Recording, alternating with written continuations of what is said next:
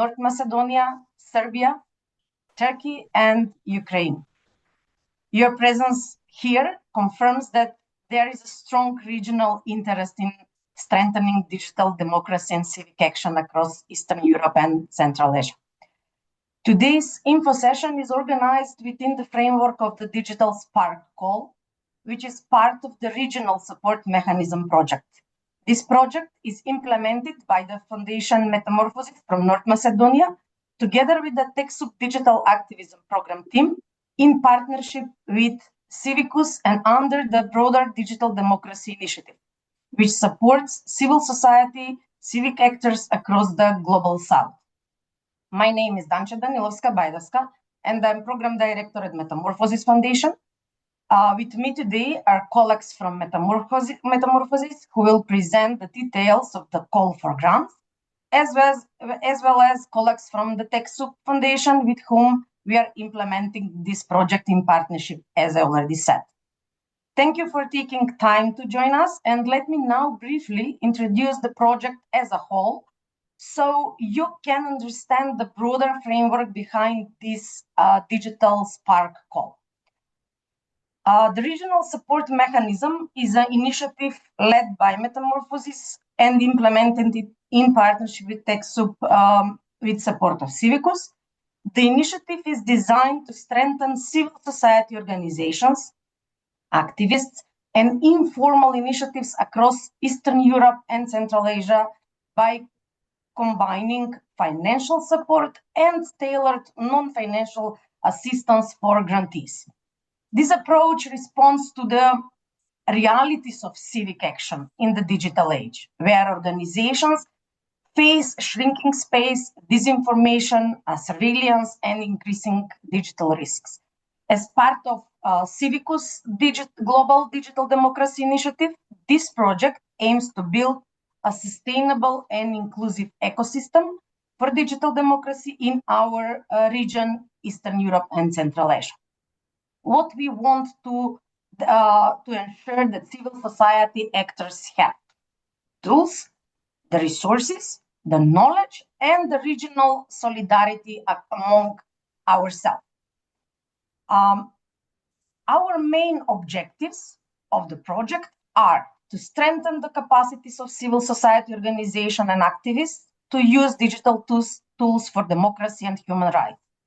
Second, to provide flexible financial support through 100 grants, both institutional and action-oriented grants.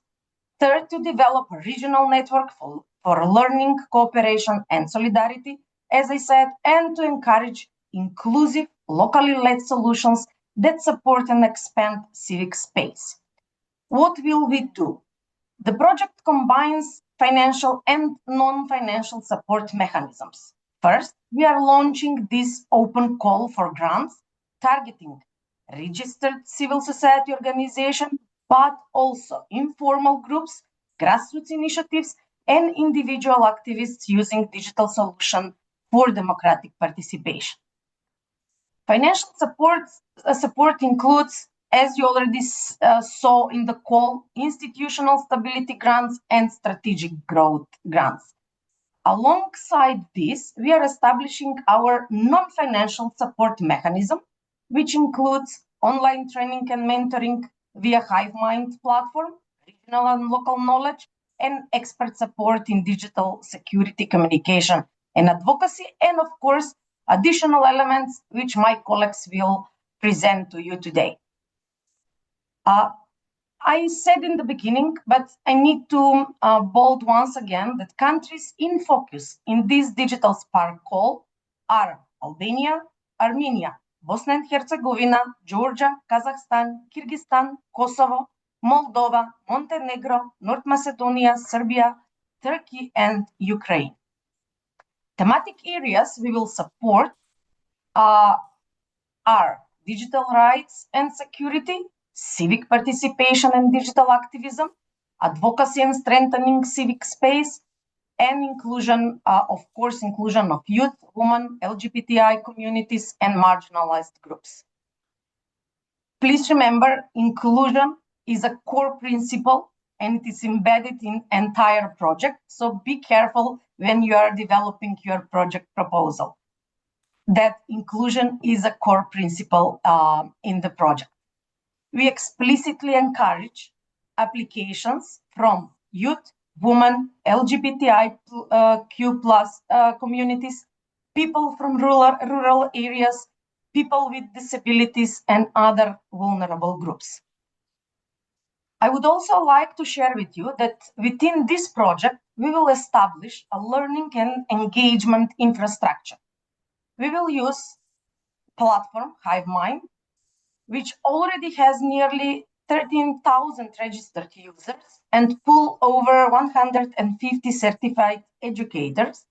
All recorded sessions will enrich the HiveMind digital library to ensure long-term access to knowledge for the civil society, actors, and grassroots initiatives. Our annual events, Megaphone and e-society, will be merged into a flagship regional gathering for participants from these 13 countries to showcase project results and connect grantees, donors, policymakers, experts with you.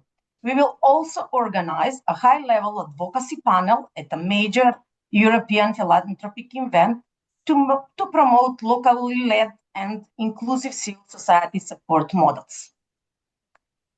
The project runs from 1st December 2025 and will end until 30th of November 2026.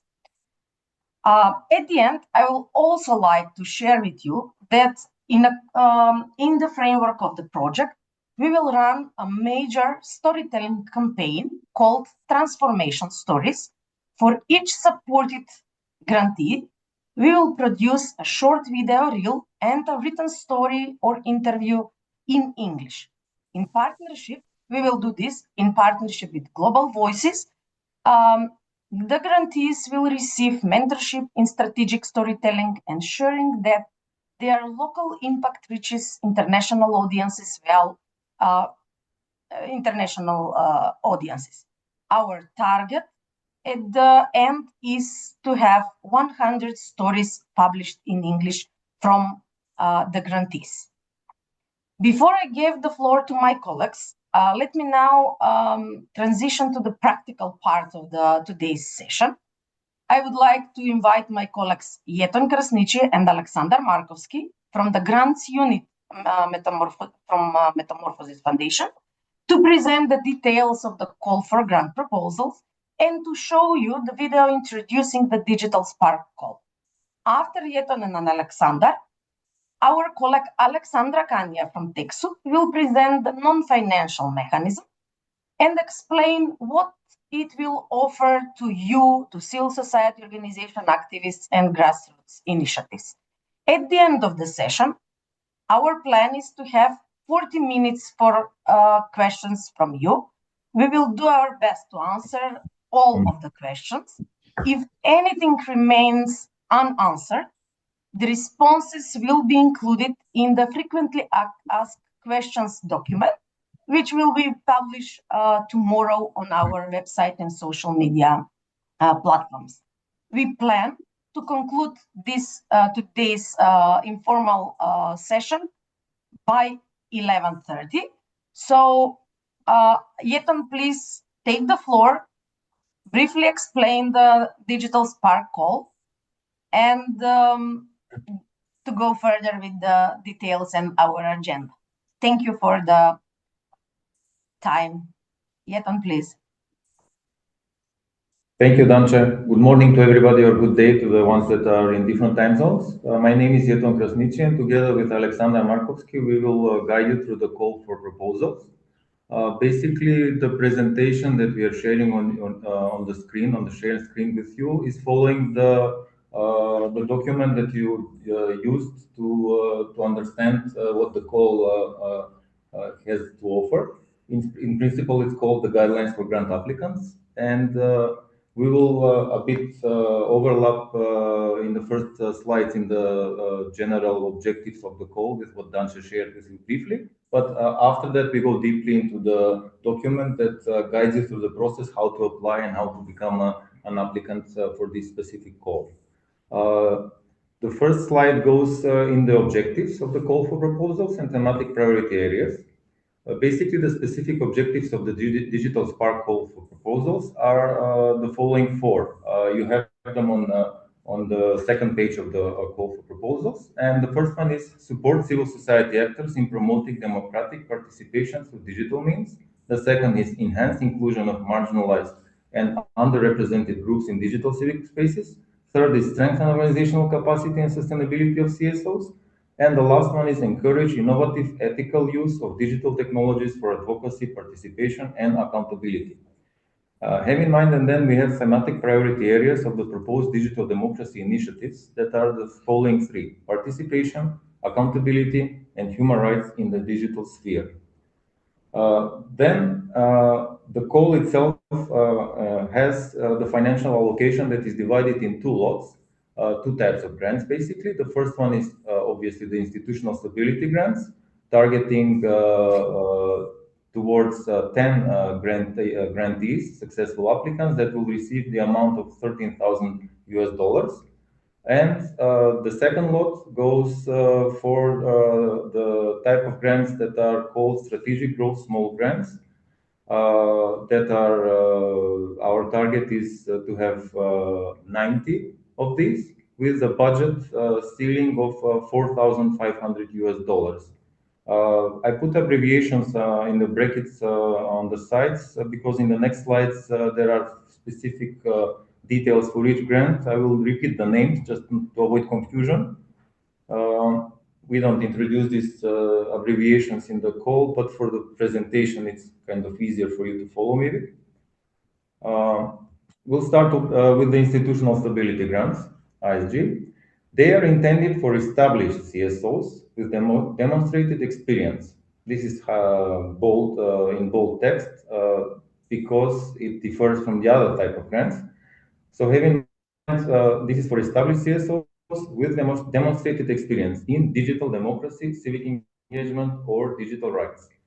You will see in the guidelines that CSO grantees that apply for these grants must, we underlined must for these three bullet points that go under it, meaning that you have to, when you fill in the application form, you have to be aware that as an applicant for this type of grant, for institutional stability grant, the CSO grantee must act as a capacity hub, CAP hub in the abbreviation, supporting other civil society actors, then also must design and implement at least one local networking or learning event, and one advocacy or awareness raising campaign. And the third must that an applicant has to commit to is host or send a fellow for a 1-month fellowship aimed at knowledge exchange and capacity building. Now I will continue with the eligibility criteria, specifically for this lot, for the institutional stability grants. The eligibility criteria are in two colors because the last color at the end of the bullet points is specific only for this call. And when I go into the other type of grants, the same logic will apply. I will show you briefly when I finish with this slide. Basically, in order to apply for this lot, the applicant must be legally registered as a non-profit CSO within the country of origin, that meaning the eligible 13 countries that Danche mentioned previously. I will repeat them again. Albania, so a CSO applicant for this type of lot and for the other needs to be registered in Albania, Armenia, Bosnia and Herzegovina, Georgia, Kazakhstan, Kosovo, Kyrgyzstan, Moldova, Montenegro, North Macedonia, Serbia, Turkey, and Ukraine. Then propose an action related to digital democracy, digital rights, civic participation, or human rights, and also propose initiatives using digital tools for inclusion and democratic participation. The next bullet point goes to that the applicant must commit to ethical and rights-based use of digital tools.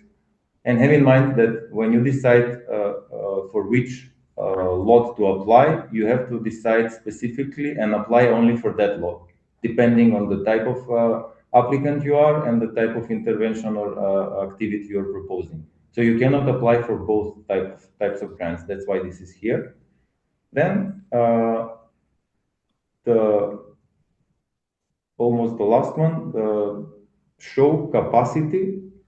As an applicant, the CSO must show the capacity to implement the proposed initiative. And the last bullet point is related to the previous criteria that were described in the previous slide. The grantee must be able to commit to act as a local capacity hub, including hosting of at least one local networking or learning event and possibly sending participants for a 1-month fellowship.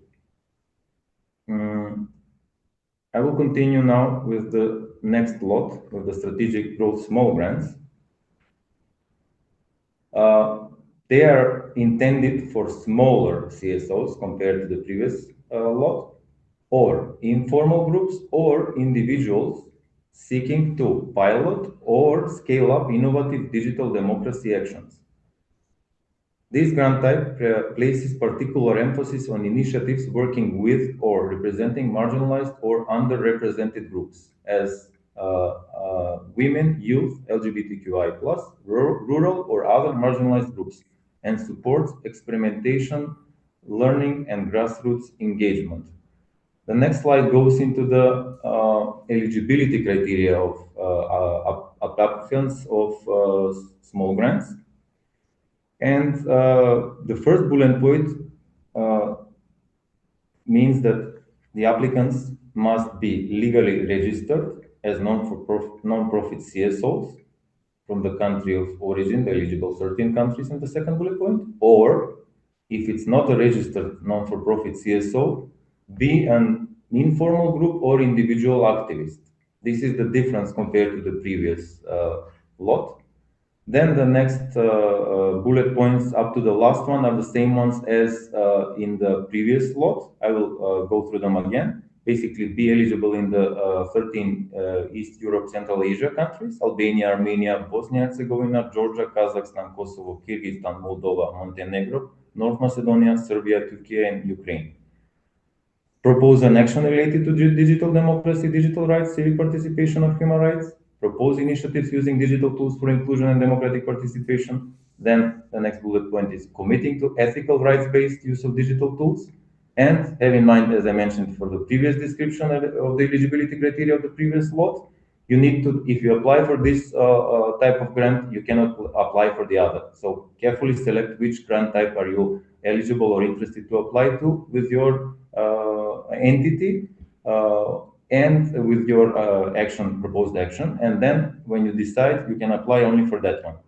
And again, you need to show capacity to demonstrate your capacity to implement the proposed initiative in your proposal. The difference for these small grants compared to the previous one is the last bullet point. That's why it's in red color. You must, as an applicant, represent or work with women, youth, LGBTQI+, rural or other marginalized groups. This is described in the general description in the previous slide. So basically, follow the guidelines that we are providing for you. I will continue now following the logic of the guidelines document, and we go directly into the eligibility criteria for applicants of the action. Of actions. In order to be eligible, proposed actions must first address at least one thematic priority that we described previously in the slides, me and Dancia, that are one of thematic priority of the Digital Spark call for proposals, one of the 4. Then, second, include a clear digital or technology-based component. And the third eligibility of your action would be the time frame, or basically it needs to be implemented within April 1st and end of September 2026. the maximum duration or the duration of it will be 6 months. Not eligible actions are actions that are purely academic, commercial, or unrelated to digital democracy. After this, we continue with eligibility of costs. As it's described in the guidelines, eligible costs are those that are necessary for the implementation of your proposed action, that are reasonable, justified, and verifiable. This is the standard sentence for all sorts of grants that you've been applying in the past and in the future, I'm sure. And ineligible costs include but are not limited to debts or debt service charges, provisions for losses, exchange rate losses, and costs already financed by another donor. In addition, have in mind that overhead and indirect costs are not allowed under this call. Now we'll continue a bit with more specific guidelines that might help you to correctly or more accurately plan your budgeting, basically when you work on Annex B. These guidelines are related to budget lines and planned costs. Basically, when you put salaries, have in mind gross amount costs for full-time or part-time project staff need to be reflected here, people that are in your entity, in your organization already. You have to present these gross amount costs, including taxes, contributions, and benefits, as reflected in the employment contracts of specific persons that you put in the list and associated with payslips. In the other category that is below, contractual services or fees, there you will present your experts or people that are not employed directly with your CSO or with your entity, or service providers engaged through the service contracts to deliver specific project activities. And lastly, procurement of services, goods, and equipment. Basically, what this means is that all purchases should follow your internal organization's procurement procedures if the criteria of your organization procurement procedures is lower than the procurement guidelines provided within the grant agreement. So this is in the future. When some of you will be selected for grantees and will be offered the grant to sign the grant agreement, there will be procurement guidelines there.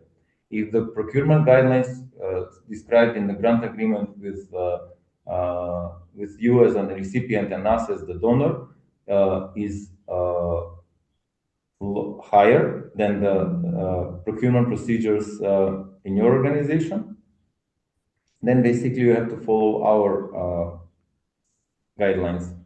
And if procedures are not available, you are obliged to follow procurement guidelines as part of the grant contract. So this means that if you don't have specific procedures, you will have to follow the procurement guidelines that we will provide you in the grant contract for you. This will be additionally clarified later on when we work with you, this last bullet point, especially with the selected applicants. I'll continue with the important note that you noticed is in bold in the guidelines. I will read it carefully. Applicants, by applying, confirm that under their national legislation, have the legal capacity to enter into a grant agreement with Metamorphosis Foundation from North Macedonia and to receive a donation in the form of a grant.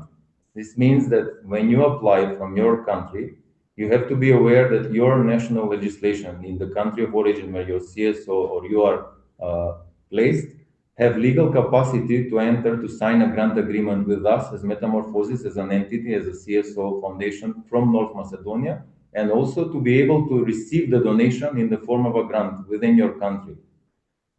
And the other part of the sentence is that the applicant shall be the sole recipient of the grant and the implementer responsible for the approved grant activities.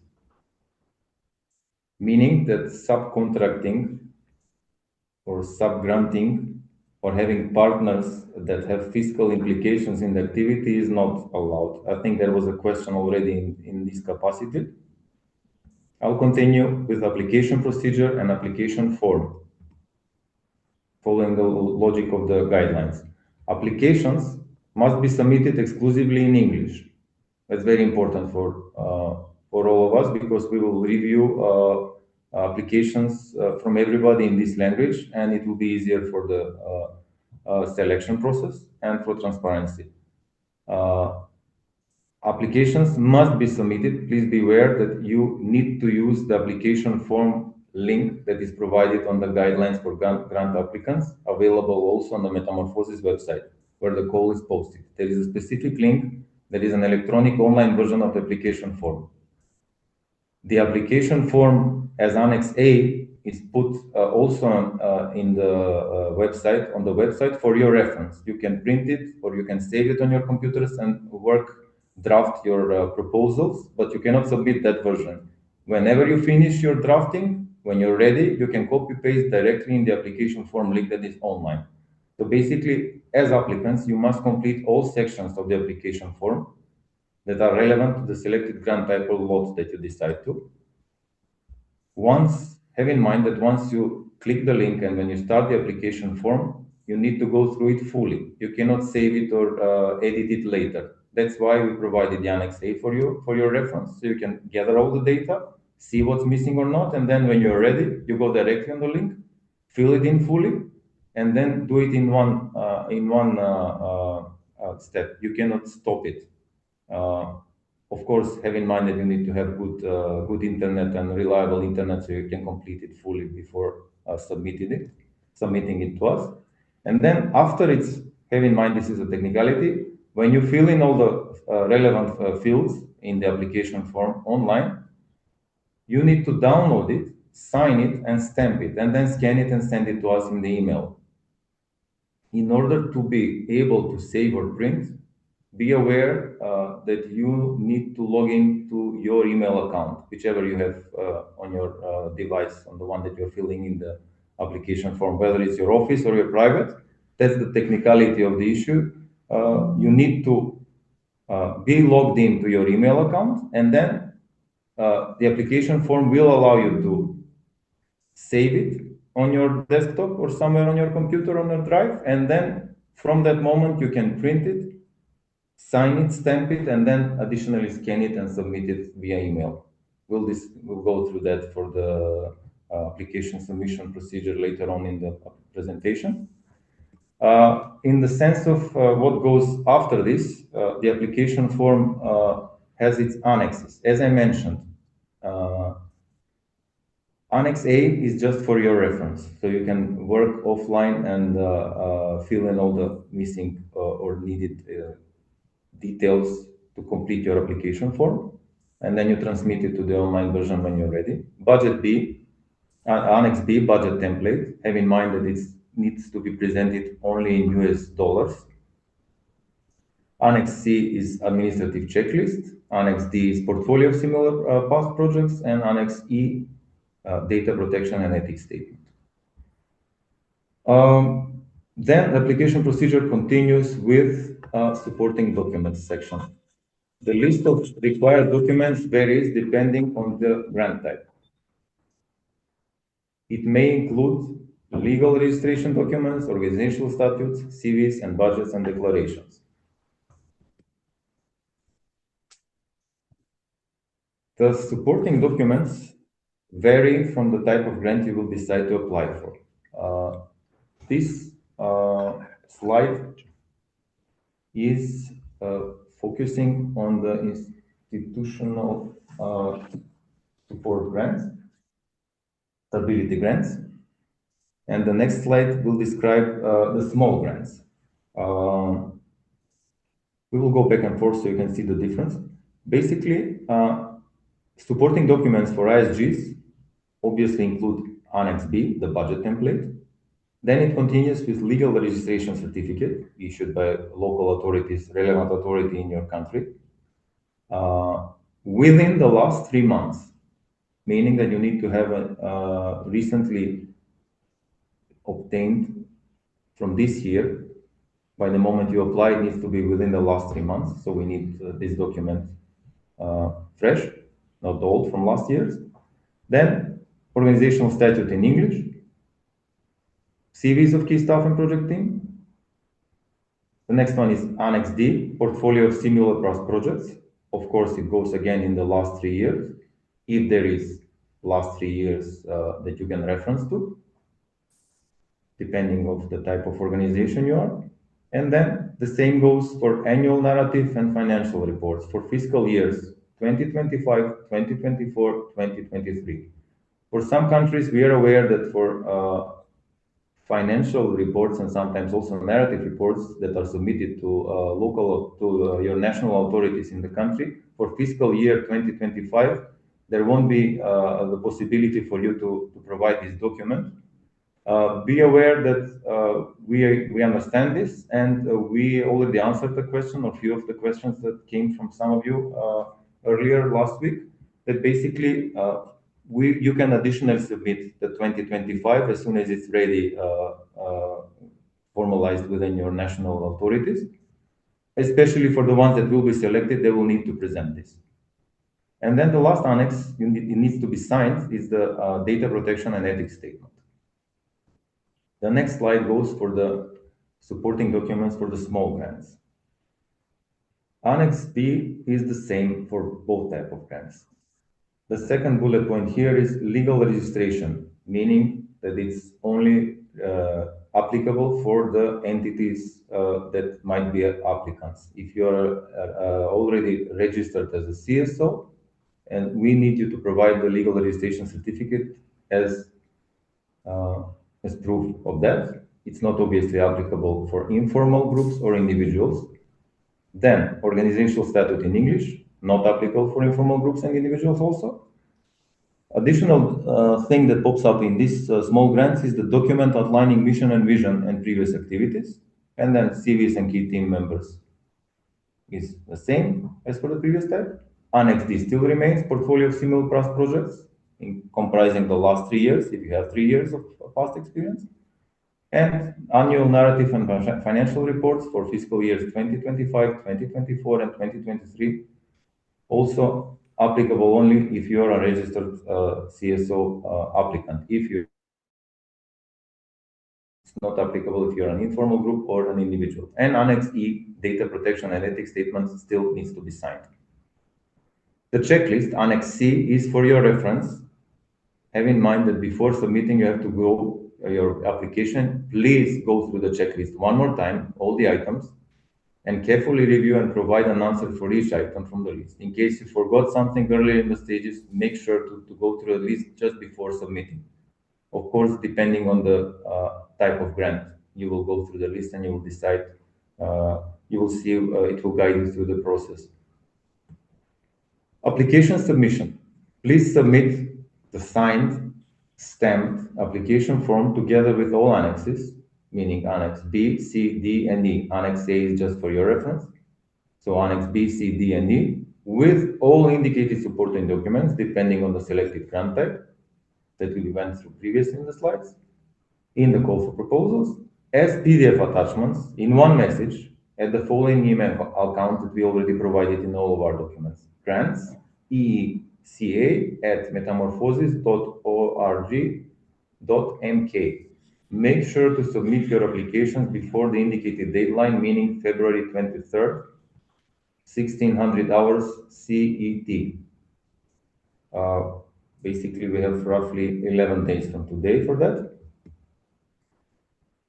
The next slide goes briefly into the evaluation and selection, or evaluation criteria and scoring.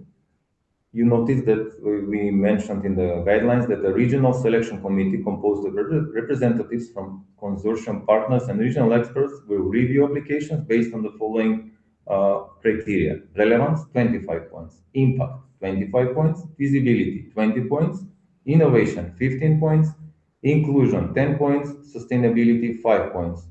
To be considered for funding, applications must reach a minimum quality threshold of 60 points. Across the board, basically, from all of the maximum 100 points, when the scoring is complete, the threshold for you to be considered is 60.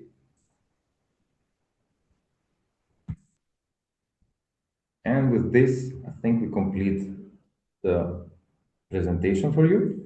And we'll continue with my colleagues. We will present you the video first, And then afterwards, we come back for questions and answers session, and where we will try to answer all your dilemmas from the call. Thank you.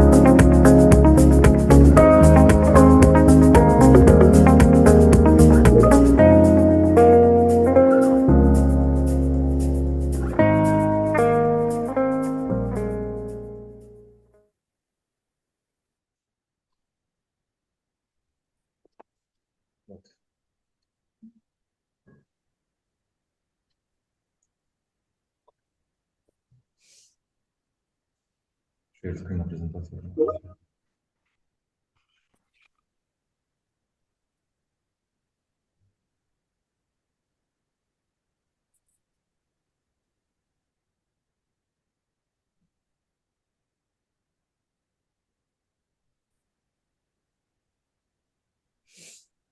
Alexandra, are you hearing me? Can you please go with your presentation now? Yes. Hello everyone. My name is Alexandra Kania and I represent TechSoup Foundation. And first of all, I would like to say that we are very happy to continue our cooperation with Metamorphosis. It's been nearly 15 years of our partnership and we developed many projects together during this time. And it's a pleasure to be part of this initiative as well. Can you all see my screen? I shared the presentation. Can you? Yes. Confirm that you see it? Okay, so I would like to walk you briefly through the non-financial mechanism that will go alongside the financial support and explain how we will also support the learning process and community building and capacity building. And just some few words about our organization. So TechSoup is a non-profit social enterprise that was founded already several decades ago, and our mission is to support organizations worldwide in their digital transformation by providing access to technology, digital solutions, and the skills that they need to drive social impact. And one of the areas of our work is grant-based programs that aim at strengthening global civil society. And within TechSoup, we run digital activism program that was launched in 2018. And since then, we've been supporting civil society actors around the world and strengthening their resilience, not only by equipping them with tools and skills and access to technology, but also connecting them and building community. And our focus is digital resilience, countering disinformation, media literacy, cybersecurity, and using technology to amplify the positive impact and adjust to current challenges. And thanks to our partners and donors that are listed here, we've been able to scale these activities efficiently and responsibly. And how we do that? How do we support civil society organizations? So we have very well-structured methodology that combines various elements that are connected. And first of all, whenever we start any project, we do the research and we want to really check what is the current local reality. And we want to know the real needs and gaps and challenges so that we can design the tools, the learning program that really matches and answers those needs. And we offer various activities around capacity building, community building, which is a very important part of our work and efforts to gather the community of practice and provide the space for exchange between activists and organizations. And it is always accompanied by local actions that go usually with the financial support for implementing some actions. And one of the key elements is the online education hub, which is HiveMind, mentioned by Dance before. And I would like to say a few words about that platform as well. You are very welcome to check it, and my colleague shared the link on the chat before. So HiveMind is an online learning platform for digital activism program community worldwide. So all the activists, educators, trainers, and civil society organizations that can access a lot of useful resources, learning materials. They can also connect and share expertise and exchange their practices in order to build new skills and knowledge that can support their actions. And as you can see, you have access there to really many different tools. You can find interviews, articles, videos, tutorials, case studies, podcasts, self-paced courses as well, and many others. The platform is available in 11 languages, and it is not only translated, but also localized so that the content is really adequate to the culture and to the local context of each region. And it is, of course, free of charge. And now I would like to say how does all this translates into this project and into this program, and how we organize this capacity building support. We offer a very clear path to all grantees. Once you join the program and your grant will be supported, we will also check with you what are your needs, and we will invite you to go through rapid capacity scans to check what capacities, what skills and knowledge you already have, and what would be beneficial for you to learn in order to support your actions.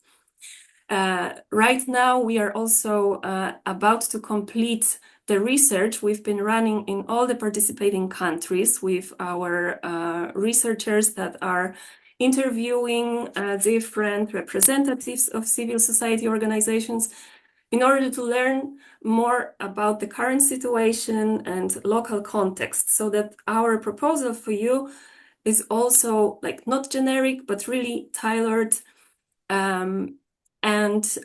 We will invite you to this learning space and different activities. We will develop 5 tailored training curricula, and you will be invited to take part in 2 of such trainings. And of course, you will have access to HiveMind learning resources that can also support your journey. And a lot of our efforts will be also focused on this community of practice. So you will be invited to 5 thematic online training cohorts. So this will be your space to meet other grantees that come across similar challenges and you can exchange your experiences there, learn from each other, get inspired, get some ideas, and there will be different spaces for that. And apart from all this, you will also receive individual support provided by mentors and certified trainers and experts. Each CSO will have one full working day of consultations. And also you will be invited to some group sessions. So this is the whole complete structure, as you can see.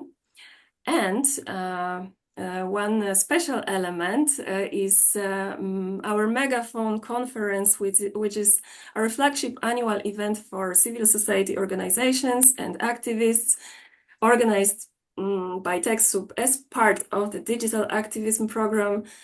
And our aim is to gather together all the beneficiaries of our activities, but also experts, trainers, journalists, and create this space of face-to-face connections, which is also important. And again, discuss, brainstorm, get some inspiration from others, learn. It is designed in a very practical and interactive way, so you can really benefit from it. And it also strengthens connections between the change makers. As you can see, we've organized 8 editions so far in different countries, mostly around Europe, but not only. We had some editions in Central Asia and Caucasus. We were in Colombia. Next year, we will host Megaphone in Africa. And this year, Megaphone will take place in Skopje in October 2026. And we aim to gather at least 50% of the CSOs, representatives that will go through the financial and non-financial mechanism, which will be more than 100 participants. And we are already looking forward to meeting some of you there, hopefully.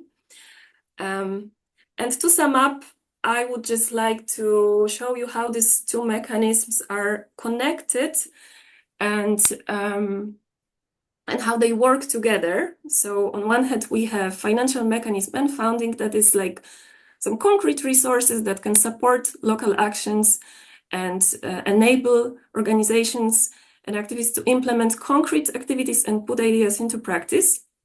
And alongside the funding, we have tailored ongoing support, which is learning, mentorship, networking, and peer exchange. And it all helps build skills, knowledge, and confidence to work more efficiently and sustainably. And it all contributes to building long-term resilience.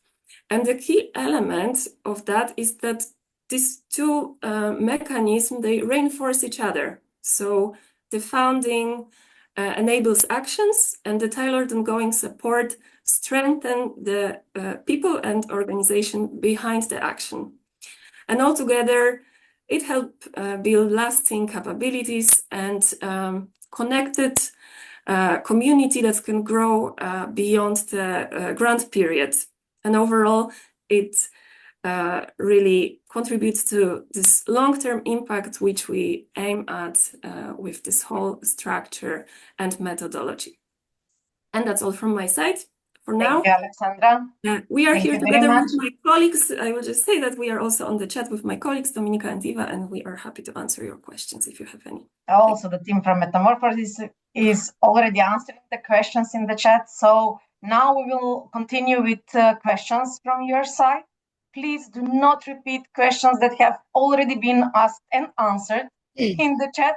Instead, raise new questions whose answers may help you and other applicants in the application process.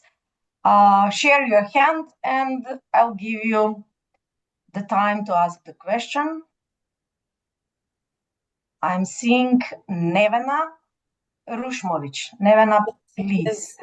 Thank you for the chance to ask the questions. I have 2 questions. One, I saw in the chat, but I did not get the clear answer to it. Who is actually paying for all the costs of the fellowships, whether our people go somewhere or we host somebody? That's the first question. Thank you. Yetan, can you please answer the question? Local hub is hosting the fellow per month. So the costs are paid by the project, not by your project proposal, but from our side. But Yetan, please go further in details. So in principle, I'm assuming that you're interested for institutional stability grants, right? Yes. So we have the allocated 10 grants for up to 13,000 US dollars. The grant budget would be 10,000, and then we plan this additional 3,000 that would cover additional activities of the three musts. Act as a CAP hub. The second is design and implement a local networking learning event, and then advocacy awareness raising campaign, and host or send a fellow for a 1-month fellowship. So Okay, this is within the 15,000.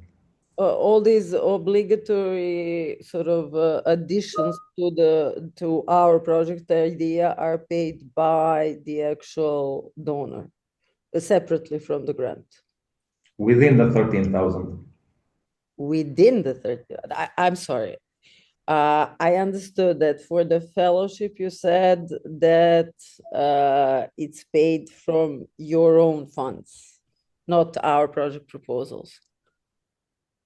The way we have it, unless I'm... If I may jump in only for a second, the total cost for the fellowship program will be paid from the project. That means that the fellowships are based on a call that we will publish after we know who the grantees are.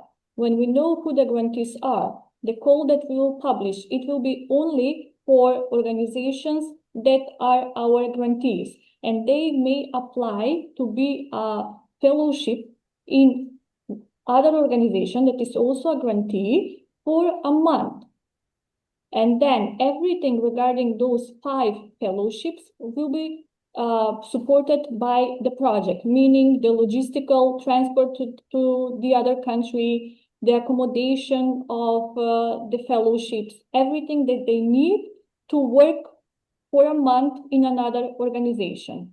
The organization itself is not getting additional support for this, but they are getting insight into how people from other organizations and from other countries are working on the same topics. Okay, thank you. Thank you a lot.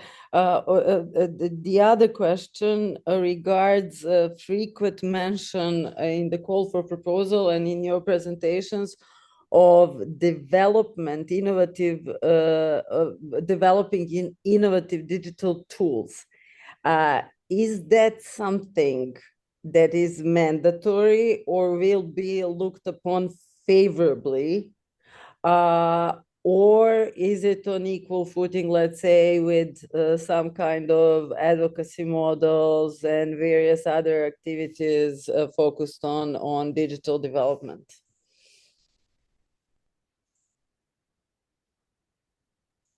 Was I clear or? Yes, I'm waiting Yetan and Alexander to jump in.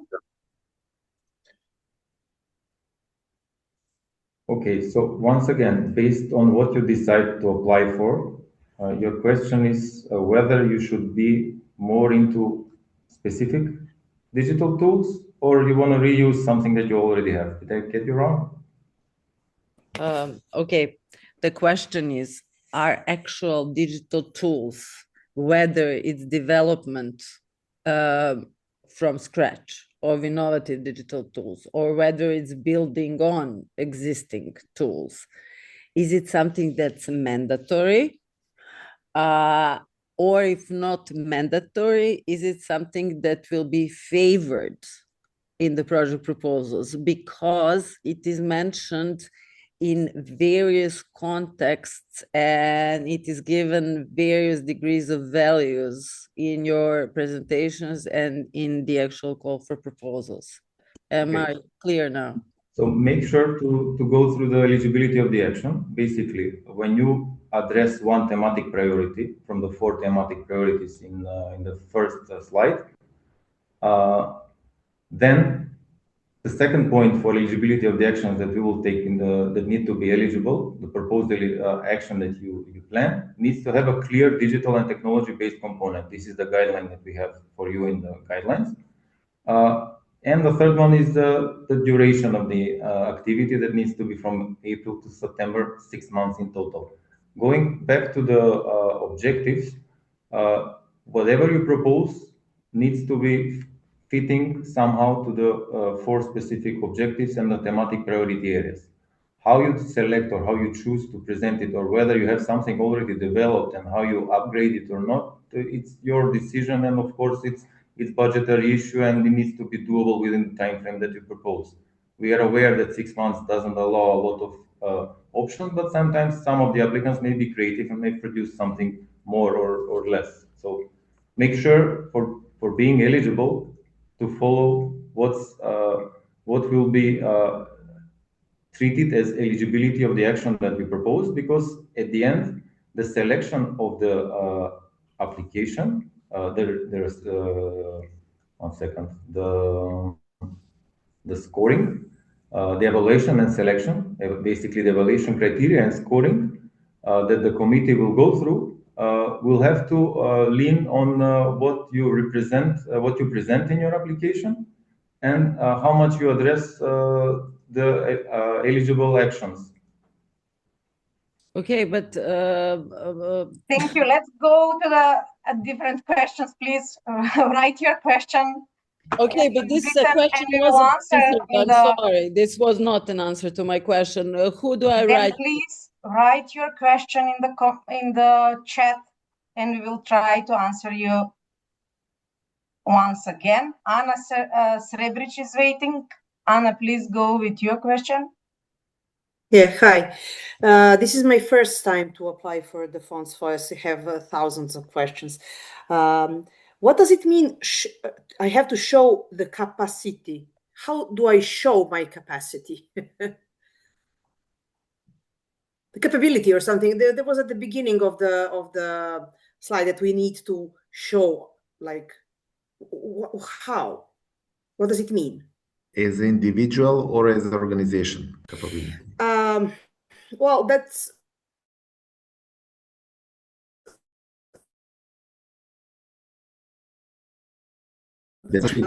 why I asked. Organization that is not registered. So, we are not registered, and I'm the one who will be leading this project, hopefully, right? So you will be able for a second one? Yes, the second one, yes.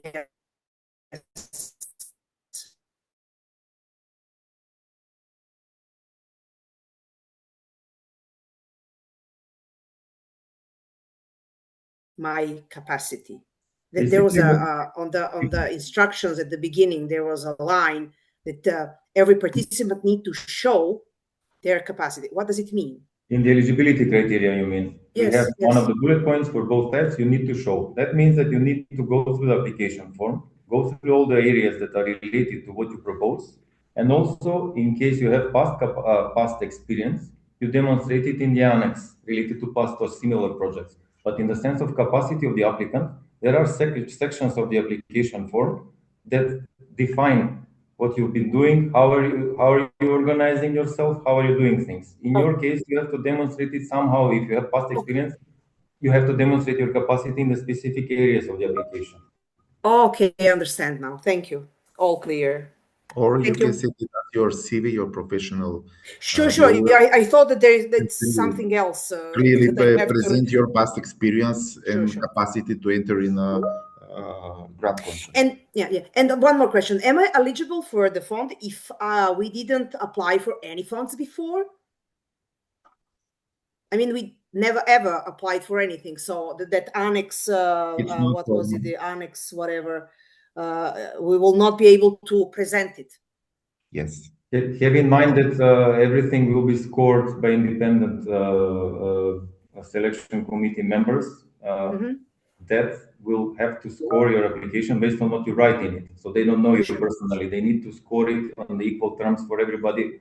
So make sure to put whatever we don't understand about you in written form, so you could be scored accordingly. And based on all the scoring, we will come out with potential applicants. That's the idea. So that's why we are not excluding you. But if there are more successful or more elaborate applicants, they will get more scoring because the evaluation will be based on the scoring criteria. So make sure to follow the scoring criteria. Whatever you address in the scoring criteria will be properly scored.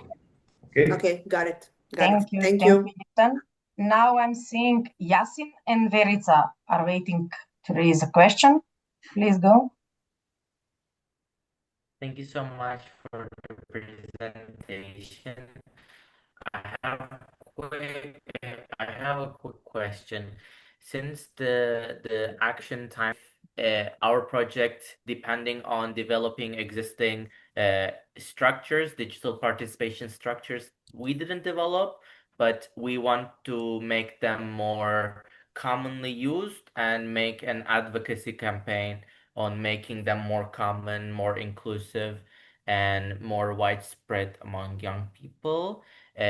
Because developing a very new product for 6 months does not seem very possible for us.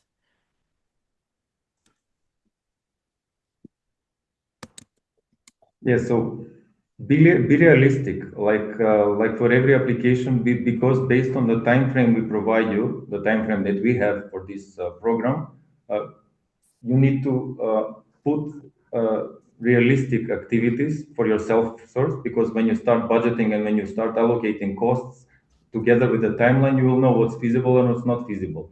We are aware that this is a time constraint for some of the issues that might be starting from scratch.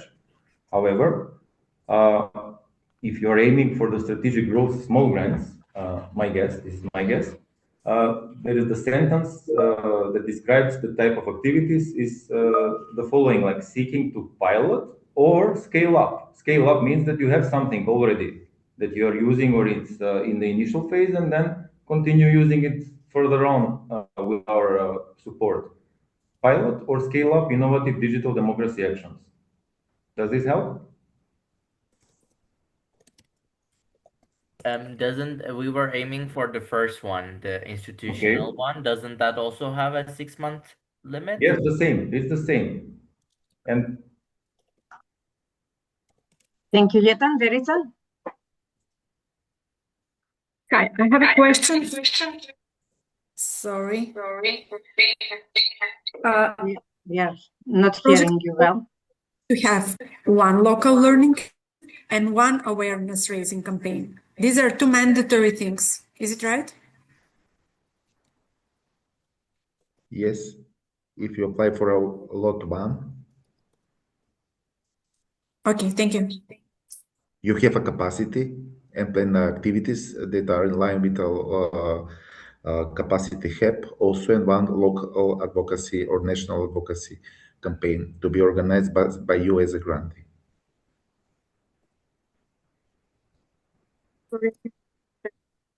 Sorry, Verica, we are not hearing you.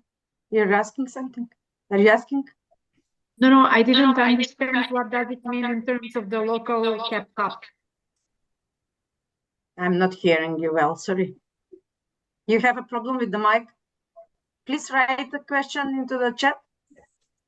Marina Garnya is the next. Marina? Hello, I have one question. So can this grant be used to co-finance, for example, Creative Europe project for the testing phase of a digital tool that is already in that creation phase? Thank you. Thank you, Marina. Mariana, can you please answer this question? Yes, as it is already written in the guidance for applicants, this project can only be for this project. It cannot be co-financed other project, nor we accept co-financing for this project. So it's a sole project. Thank you.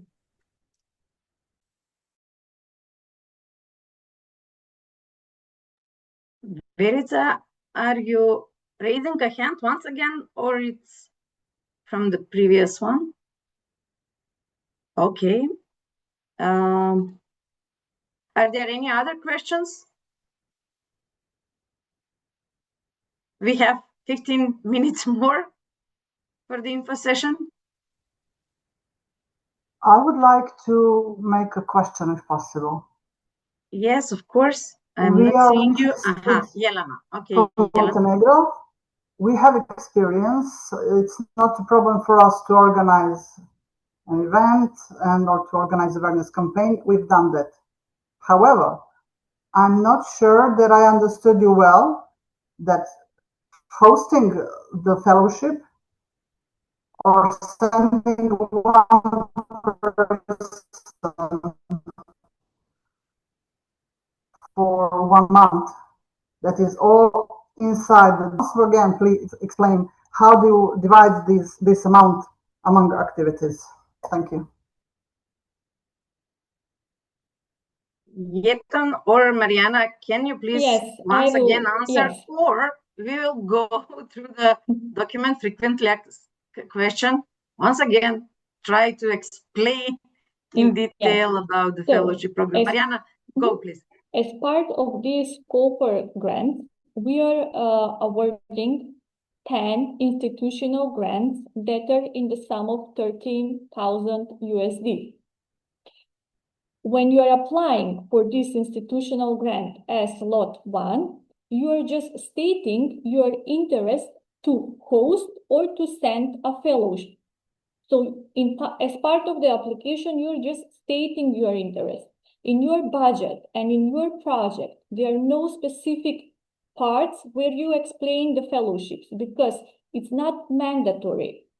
We have 5 fellowships, which means that not all 10 institutional grantees will receive or send a fellows, but they will all be awarded the possibility to do so.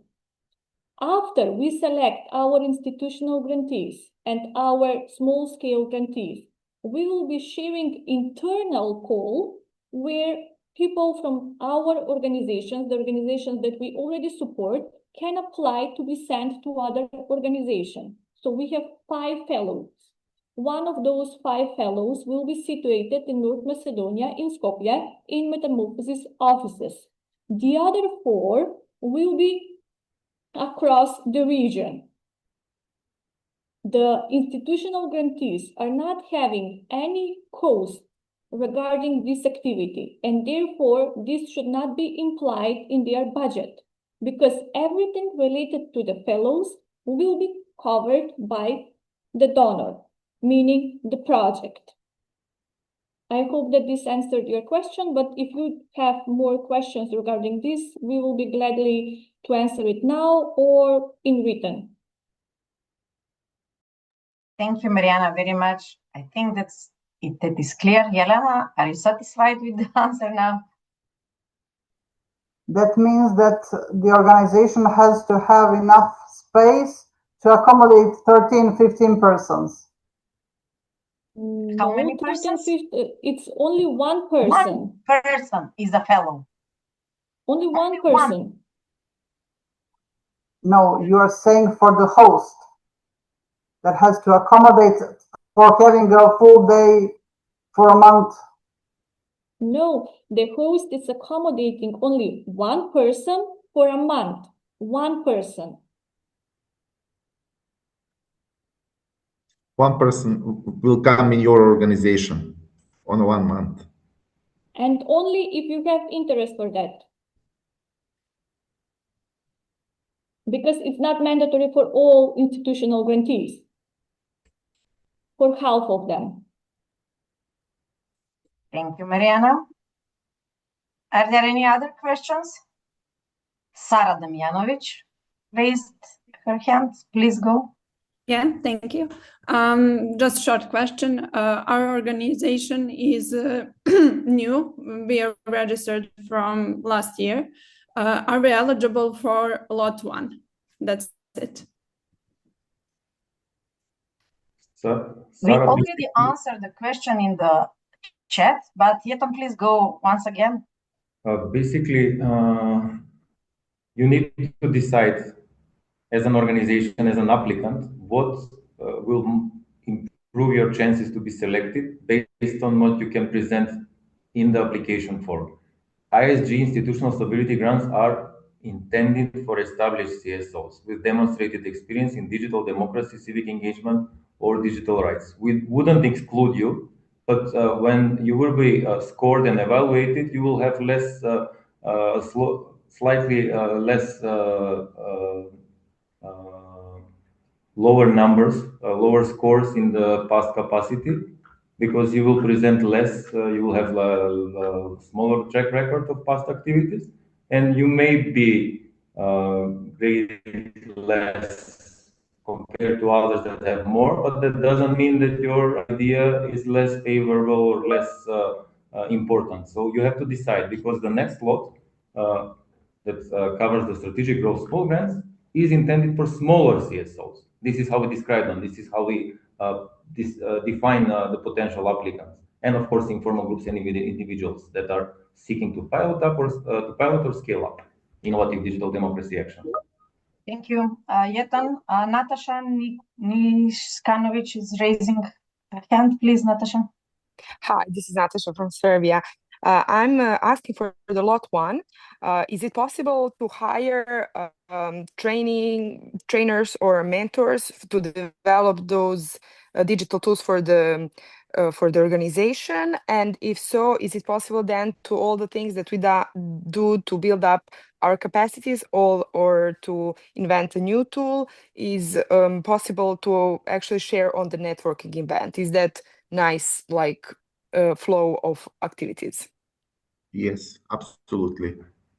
Thank The you. engaged trainer will be apart from the contractual services. I suppose that they will not be apart from members or staff employed in your organization. Thank you. Okay. Are there any other questions? We have 10 minutes more. I would have a question if possible. I put it in the meeting chat. I missed now the last question. I had a phone call, but regarding the obligatory networking/learning event and a campaign, are we obliged to include the costs in our project budget? And if so, how do we know the parameters, the indicators? How many people should be at the event? What format is it?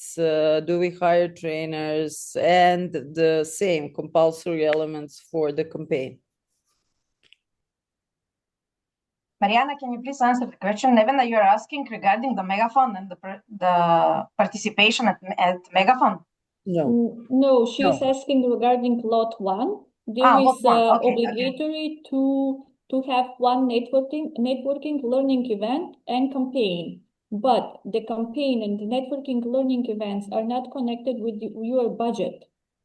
So because the lot one grantees, the institutional grantees, will serve as a cap hub, which means that they will be the capacity hub from where the other grantees will come as a resource center. You just need to have one networking learning event. That would be cool. That would be not part of your budget. It's just a networking event to meet and network with the other grantees from the same country. Okay, so we are participants of this event, and you, as Metamorphosis, are the organizer. No, the institutional grantee, the one that is the biggest grantee in the country, serves as a resource center for the other grantees from the same country, meaning that you are working in investigative journalism, right? And then we have other grantees from Serbia as well that also want to know something more about investigative journalism.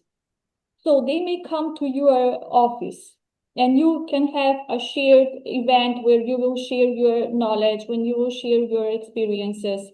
So this is not additional paid activity. This is not supposed to be in the budget.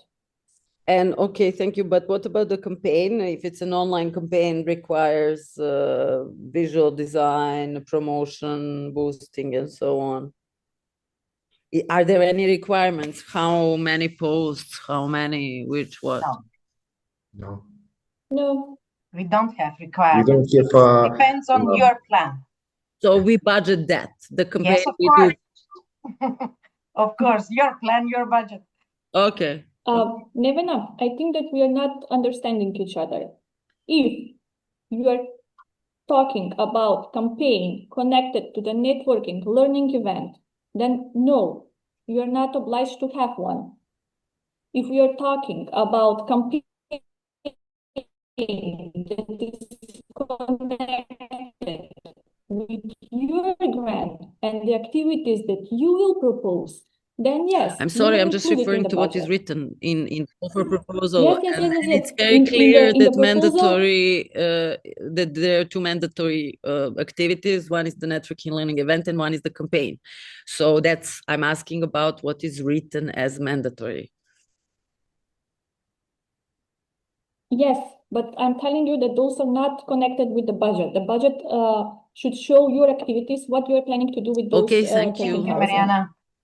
Are there any other questions? I think that I saw raised hand, but now I'm not seeing. No, last chance.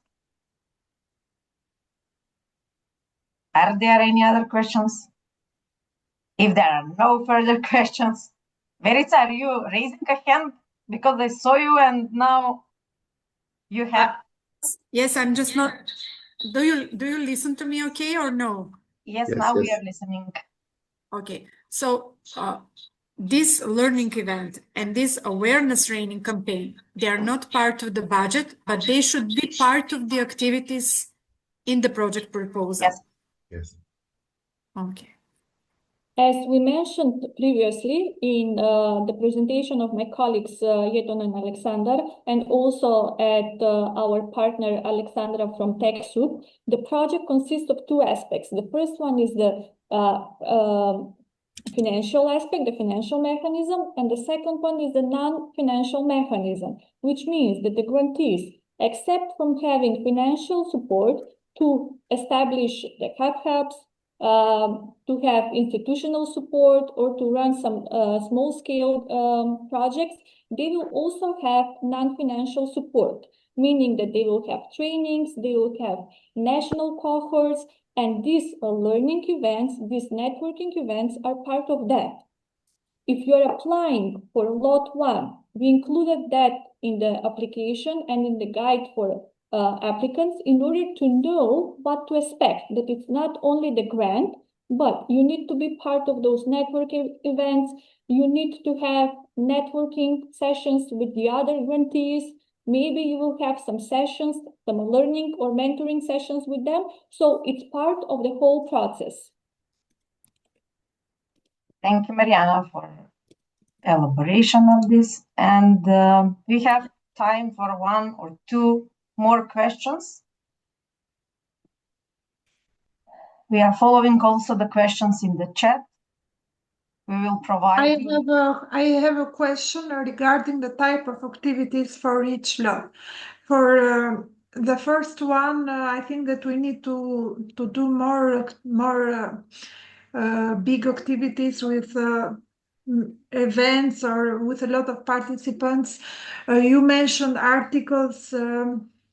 And what is the difference between two lots, for example, because we are an established NGO for 5 years ago, so we have capacities because we implemented so many projects regarding digital democracy, but we are not so clear about the type of activities that we need to put in the projects for Lot 1 or Lot 2, because we are not decided yet in which lot we will apply. So if you suggest us some type of activities for each lot, it could help us. No, we cannot suggest the activities, but I will ask Yeton to answer the difference between the two lots. Yeton, are you hearing me? Please go. In principle, we cannot Sorry, Dansha. Did you finish? Mm-hmm. Basically, as a donor, as the entity managing this program, we mentioned in one of the in part at the beginning of on the first page of the guidelines that we cannot provide you specific guidelines what kind of activity you would need to implement. You have to decide on your own based on your experience and based on the criteria described in the call. What is important for you to know before deciding is that you need to demonstrate eligibility of the action. So in order to be eligible, you must address at least one thematic priority. The thematic priorities that we shared with you from the second page of the guidelines are the specific objectives and the thematic priority areas of the call. The four specific objectives are the support civil society actors in promoting democratic participation through digital means, enhance inclusion of marginalized and underrepresented groups, strengthen organizational capacity and sustainability of CSOs, and the fourth, encourage innovative and ethical use of digital technologies for advocacy. Thematic priority areas within these are participation, accountability, and human rights in digital sphere. Then, for you to decide something that might guide you more, you have to see what you address more from the specific lots. Whether you are more established CSO as an applicant and have demonstrated experience in digital democracy and civic engagement or digital rights, and in addition, you agree that as an applicant, you will act as a capacity hub, design, implement one local networking or learning event and one advocacy and awareness campaign, and also be able to host or send a fellow for a 1-month fellowship, as my colleague described. Unless you are not seeing yourself as an applicant in this lot, the other lot is intended for smaller CSO. So in case you see yourself as a smaller CSO or you're an informal group or individual that is seeking to pilot or scale up innovative digital democracy actions, then you fit into this. Having in mind that whatever you propose for us, the particular emphasis of the initiative will be working with or representing marginalized and underrepresented groups, and support experimentation, learning, and grassroots engagement. So this is the guidelines that everybody has. Thank you, Yeto. We have time for one question more, as we started 3, 4, 5 minutes late. So Marina, I think you raised the hand. Yeah, just one more short question. Is there a budget limit for human resources? Can they be higher than standard 20-30%? No, we already answered in the chat. There is okay, but in the chat there are so many questions. There is no limit. There is no limit. Thank you. One note: when we speak about human resources, we mean that the member of the project team are permanently, full-time, or part-time employed in your organization, Marina, or they're engaged with a fee. The first one. The first one, yes, the salaries. Yes, by the contract employed. By the contract employee, yes. There is no limit of the percentage. So if there's so because of your answer, is there a limit for the contractors then? No. Okay. Just be aware what you propose. Make sure to put them in the right category. Just put in the we will. Thank you. Contractual or human resources, and there is no limit. Normally, when you say that you are engaged with the 50% of the total salary, you have to confirm the cost with the supporting documents about the engaged person with the 50% of the salary. You mean timesheets and everything? Timesheet, and you have to submit the payslips, as we mentioned in the presentation, and contract. Please don't go in this kind of details. These are for the next stage with the grantees. So thank you once again for your attention and for your interest in the Digital Spark call.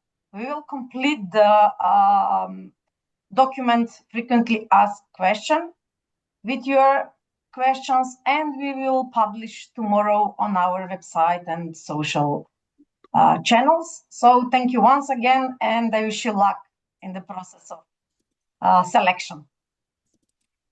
Thank you and bye. Bye. Thank you.